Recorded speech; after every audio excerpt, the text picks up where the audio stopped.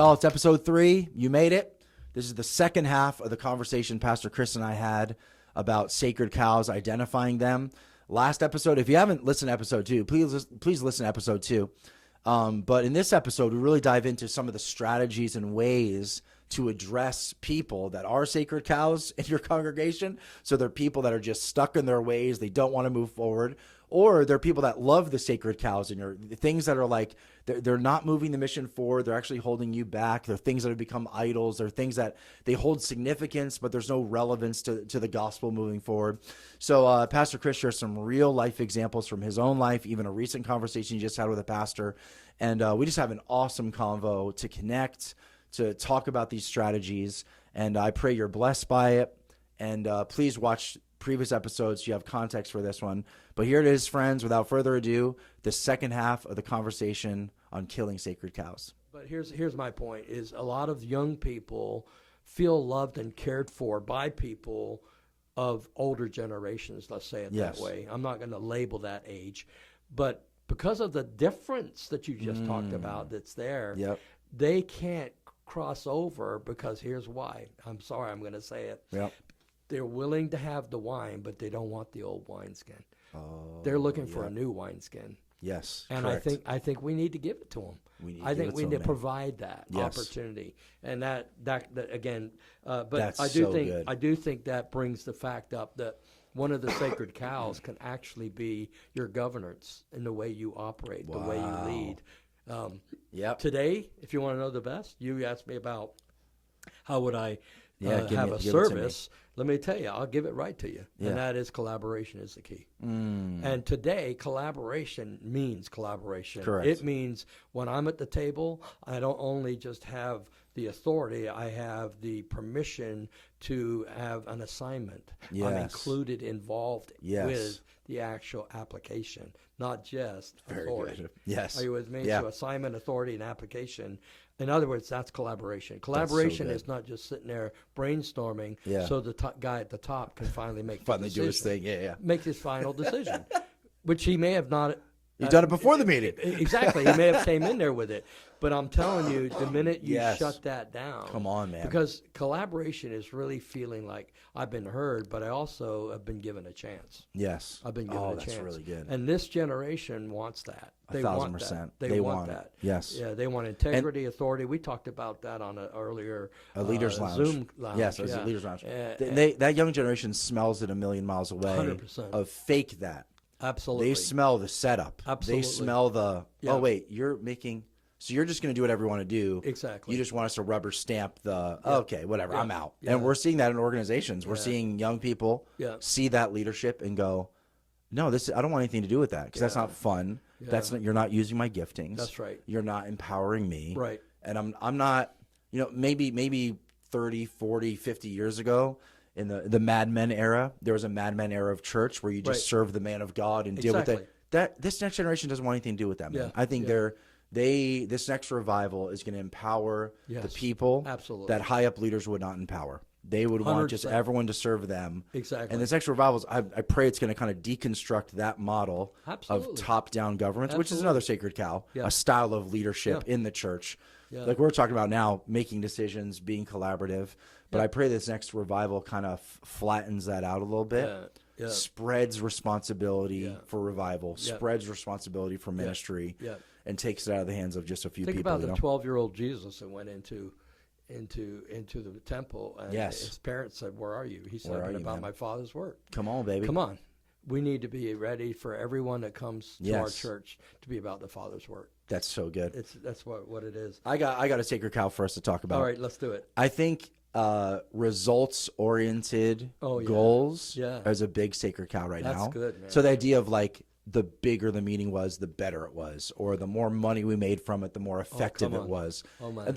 We love those things. Do we love money that comes in? Absolutely. Do I want to do an event where we make a lot of money? Results. Of course. We love and growth. I love results, baby. I love having people in the seats. I love thinking. So as I heard a friend say, numbers is a book in the Bible. God cares about numbers, financial and also people. So, I mean, if your church is 5 people and you all feel good, but you're not wanting to reach your community, it's like you shouldn't be okay with that. You should say, how do we press deeper? But that sort of Fortune 500 mentality of whiteboard, strategic plans, all that stuff, it's invaded the church. And I've been attacking it for the past years. You've been attacking for the past years. Absolutely. And I feel God's bringing that up to the surface again in a fresh way. But it becomes a sacred cow of quick growth. And I'm telling you, if you want to grow your church, if you've got 60 grand to give this one organization, they'll get you there. Absolutely. And they'll figure it all out for you. You can be a brain dead, burned out semi-follower of Christ. If you follow that plan, your church will grow. And it's like, something's wrong about that. We've figured out how to grow a church with advertising or whatever. So in my mind, that whole thing of like, it needs to be shiny, it needs to look like this, it needs to have a lot of people so it feels really effective. Right. All that is stuff it's really anti-Christ, not in the anti-Christ spirit, but Jesus did not operate that way. Yeah. Jesus operated in a way where the crowds came to him and he's like, I'll preach them a little bit, but where I invest my life is in this small pocket of people. It's not so much about the numbers of people that are following me. It's about who I'm really giving my life to. And I think there needs to be not I don't want to swing the pendulum from like an ARC style multi-site mega church model to like, we need to be meeting in houses of 10 people, house to house. People that do that are like, they're whacked out. It's like, no, we don't need that far back, but we do need something. We do need the pendulum to shift a little bit into a discipleship, family, community model where all the shininess and attractional church stuff, numbers, goals, all that stuff's taken away. And it's just who we are as people, and we're building each other up. We're connecting, and so I think that I also see in this, maybe not next generation. Like, I don't know if they're Generation Alpha. What will my kids be? 3 and 4 years old. Is that Generation they're Alpha? Yeah. They're Alpha dogs, baby. So Elliot and Kylo, I think it's their generation that wants that church. That's right. I think they want they don't care how big the church is numerically, but they want a church that there's real community. Right. It's not just a show. It's not a production. It's not a service. There's like people are using their gifts. They're involved in a small group that's not just like an activity small group. They're actually like studying the Bible and seeking revival. And so I think that's a sacred cow that we need to go after, is like the bigger is better model that churches are kind of getting into. And they maybe, if your church is struggling financially, you're struggling with numbers, you feel inferior. So you step away from the people that God's called you to. And that's not because... That's only because there's expectations of your church should be growing and it should be this size. It's because we kind of created this sacred cow of exponential growth for your ministry. Of it should look this way. And I think we gotta fry that baby up, baby. First, I'm gonna salt it. I'm gonna season it. I'm gonna marinate it. But we're gonna fry that sacred cow, baby. You know, in fairness to that whole thing that you just talked about. I was one of the forerunners in our movement, not the only one, but one of the forerunners, where I really started seeking, people that in those days, John Maxwell, before John Maxwell was the name, about vision, goals, strategy, all that kind of stuff. And that principle that of what happens when it becomes a sacred cow, you just described beautifully, and that is this: it had healthy stuff in the beginning, because the church didn't even know Habakkuk was saying something about vision, right? And the world came in and said, we're using your principles, and so come on, use goals, use strategy. 1,000%, and I'm all for that. Yes, I know you are. But here's what happened: is all of a sudden, it became the replacement of the voice of God. In other words, the goals and the strategy and the purposes. Man. That's the theme right here. It became the replacement. And that's when, guess what? Moses was the spokesperson on the mountain in Exodus chapter 32, I believe. And he said that he was bringing the word of God. And all of a sudden, his helper says, I don't know if I want to hear that. He's taking too long to give us the word. Let's create a golden calf for ourselves, right? Out of our giftings, out of our talents, out of all this stuff. And that's the birthing. And it's the same principle today. So what God started with, given the church ideas to use vision, strategy, goals, we became dependent on it.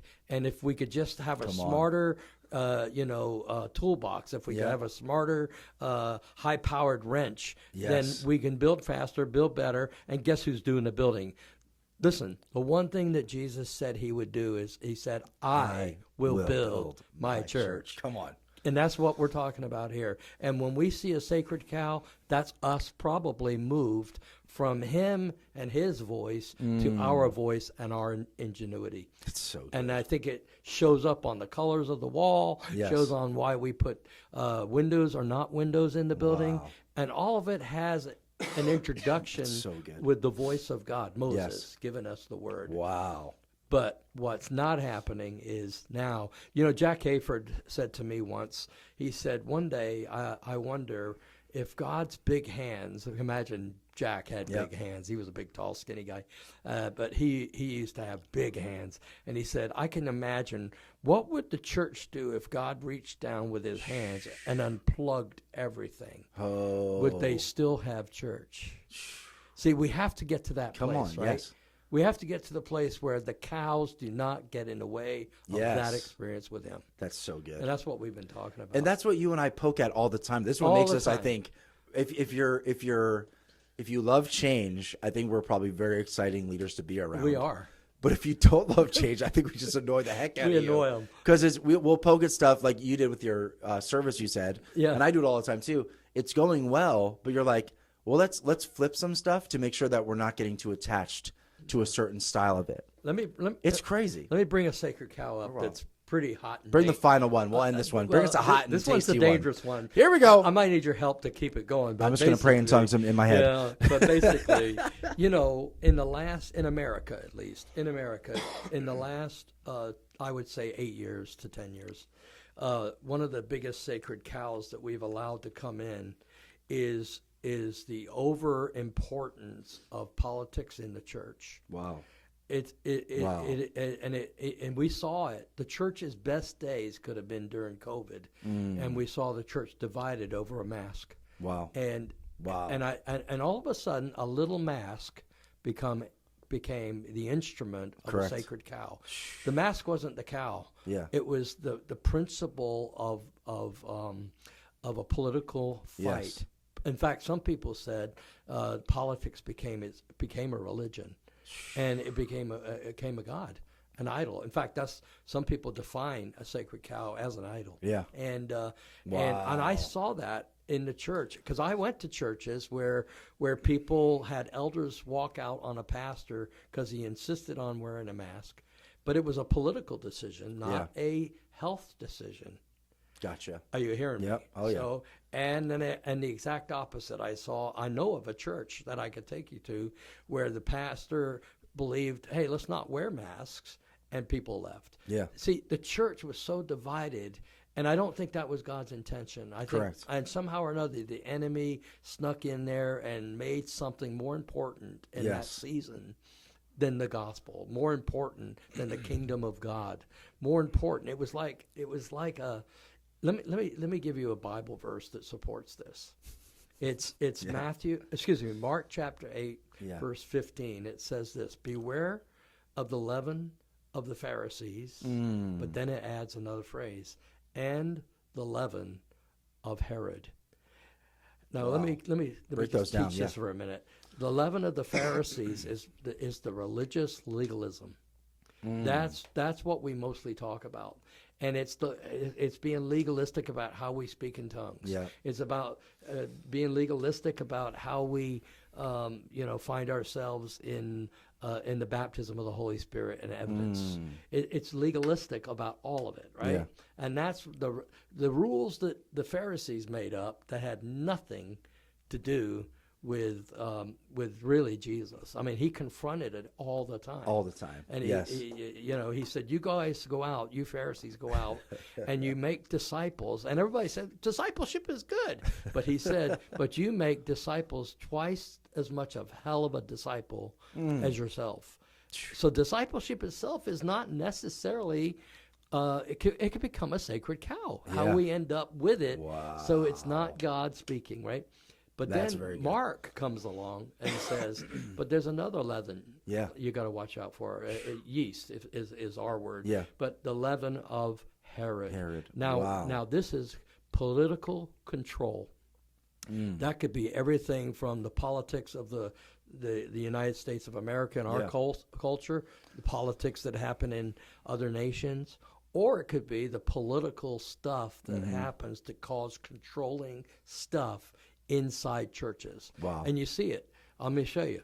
Let me give you a sacred cow, a member that's been there forever. Oh, wow. Yes. And we don't want to hurt Charlie. We can't mess up Charlie. Yeah. And why? Because of politics. Yes. Are you with me? The family that's been there forever. And yeah, we can't frustrate Susie. Do you know how much money she gives to the church? And all of a sudden, the joy of giving is turned to a cow. Not necessarily the lady, but can we confront somebody about what God wants to do that they don't want and be willing to risk that cow might walk out of the pasture? And that's important. That's amazing. But that's control and church politics, if you will. And it's sad. It happens everywhere. There's politics in businesses. People have favoritism because they're family. People have favoritism because of all kinds of reasons. Yeah. And I believe that's a sacred cow that's alive and well. And we saw it over the last 8 years. Yeah. Because we saw it where the church was so divided. That's great insight. I'm telling you, I felt bad for pastors who had to pastor during that season, watching people who they had poured their lives in, and just because of a difference of an opinion about a mask, saw those people leave their church, and it broke my heart for those pastors. And at the end of the day, it is a sacred cow. So what would you say to someone, a lead pastor right now, that as you're saying that they're not thinking of the principle, they're thinking of faces in their church or in their movement of leaders that are either carry that Pharisaical legalistic spirit or the spirit of Herod that's control. Yeah. What would you say if they called you right now and said, hey, this is the situation, right, what should my next step be? What would you say to that person who's facing that sacred cow right now? Yeah. Well, first thing I would say is this, is anytime, to the pastor, I would say, first of all, what is God really saying to you? As the leader, about this particular situation, whatever it is. Let's take it away from the politics and say that somebody is really mad that they painted the walls black. Yeah. And so what do I say to that pastor? Well, I hope you talk to your eldership team first, because you've got to have your elders on board. You cannot do church alone without your governed structure being supportive of that. Yeah. And by the way, it might be that you are so strongly hear from God as a pastor that this is a hill you want to die on. It is a hill you want to die on. Yeah. And if that's the case, then you might even have a time where you're in conflict with even your leaders. Yeah. And then at that point, you either got to be willing to say, will they go with me, or will I have to not be able to pastor this church? That's the worst case scenario. Yeah, that's the worst case scenario, because you don't want people, the two extremes. You don't want people on one side, not doing things because they're afraid of sacred cows or new things, but you also don't want people holding on to things on the other extreme because it is a sacred cow. Are you with me? Yep. And so I think I would say to that pastor, first and foremost, listen, there are going to be times that you have to decide, is this a hill I really believe in? That's very good. And in that case, you may have to say goodbye to that one person that doesn't like the walls black. Yeah. And that's a tough one. It's a very tough one. But you know which direction you're going. Yes. Yesterday, when I was at that church and I talked about this new pastor coming in, he said, I really feel called here. Come on, man. This is a private conversation with that guy I had afterwards, right? It's now going public. But now it's going public. Get ready. But no, I won't uncover him. But he was saying, I really do feel called. And I said, let me tell you something. Remember that he's the one that called you here, because when it gets tough, come on, baby, and people start disagreeing with you, and the people who are the ones who have led and are leading, and now you're coming to lead, guess what? They may not like what you do. Yeah. You got to remember who called you. Come on, baby. Right in that moment. That's so good. It wasn't them. They may have voted on you. Correct. But he called you. Oh, that's so good. What would you say to that same pastor who has that legacy family of control. So it is Susie who her granddaddy built the pews, and they give $100,000. I get well, it. That pastor calls you and says, "Hey, I have the whole eldership on board. We have new leaders coming up and getting raised up, but there's this one family that is they control it. They're manipulating behind the scenes and talking to people." What would you say to that pastor who is just trying to say, how do I navigate that without it blowing up? Well, first of all, everything like that, a big issue like that, has to be done very in the pace of the Lord, not in my pace, because there's a time you'll come home and you'll wonder. As a pastor, you'll wonder, am I really called here now? Yes. Because it seems like I'm not. You're shaking, yeah. I had a man in my church who we called him the Papa of the church. And he's a godly man, and he's now with Jesus. He and his wife really gave their lives to that church. Wow. And he was in that church for many years, and he was a stubborn man. But, that guy, he was also the lid. John Maxwell talks about the law of the lid. Yeah. And he was the lid. And I loved that guy, but I could give you illustrations, but I won't. But illustrations about how I banged my head on that lid many times because he was what you described. He was that family, and he was that papa of the church. So about 10 years came in, after 10 years, so think about that. 10 years in, I just knew that if he continued to have the power and the authority as an elder in that church, that I could not continue to pastor that church. Yeah. My limit we could not soar. Yes. So I had a conversation with him. I said to him, I called his name out, and this is, again, a really godly man. I said, I believe that either you should pastor this church or I should pastor it, but I can't. You cannot stay on the eldership if I'm pastoring. Wow. Because every meeting we have to worry about what you think. Wow. And I believe God is taking this church in a different direction. Wow. Well, that guy, I'm going to tell you, he stepped down. He stepped off the eldership. And the first meeting I had after that was with the other elders that were all new, just like you described. Yep. And I said, guys, for 5 years we've been talking behind his back. I finally talked to his face. Wow. But it was the right time. It was the right time, yeah. But he stepped down. He stayed in the church. Wow. His wife passed away years later, and I buried her. And then he left the church and married another woman and joined another church down the road. All that within the next 10 years. Wow. And then when he died, I was able to be by his side, even though I wasn't his pastor anymore. And it was a very good ending, good relationship. They don't all work out that way. Correct, yeah. But this one did. But guess what? The principle's still the same. Yeah. I finally had to say, is it me or you? Yeah. Because you were either going to be the pastor of this church or I am. But if you hired me to lead this church and you continue to be a lid. And so that's really the only way you can do it. If you're not willing to do that, you might have to leave. You might be the pastor that has to leave if you're not willing to do that. But I did it because I knew God had called me to that church, back to that. And guess what? If this gentleman would have said to me, I don't think so, he might have persuaded the other elders and the other people that I was a bad guy. Fortunately, he didn't do that. Yeah. But guess what? If he did that, I would have looked for another church. Wow. I would not have taken that. That's wild. I never knew that story. That's amazing. It's a great story. That's wild. Yeah. So you're definitely taking a risk. Yep. But you're not trying to manipulate your way around like he might be manipulating a certain thing. You're just going on it head on with humility. Yep. And with an opportunity saying, hey, and we can't do this. Believe me, he was not. I don't think in his mind, and even in hindsight, I don't think he was manipulative. I just think he was stuck. Yeah. And he knew how he wanted a church to be. Yeah. But the church had moved on. And he still had his pull on the reins. He did. But he fortunately stepped away. That's amazing. It was a good story. So that's a happy ending. A lot of them don't end like that. They don't. A lot of them don't. In fact, I just counseled a pastor.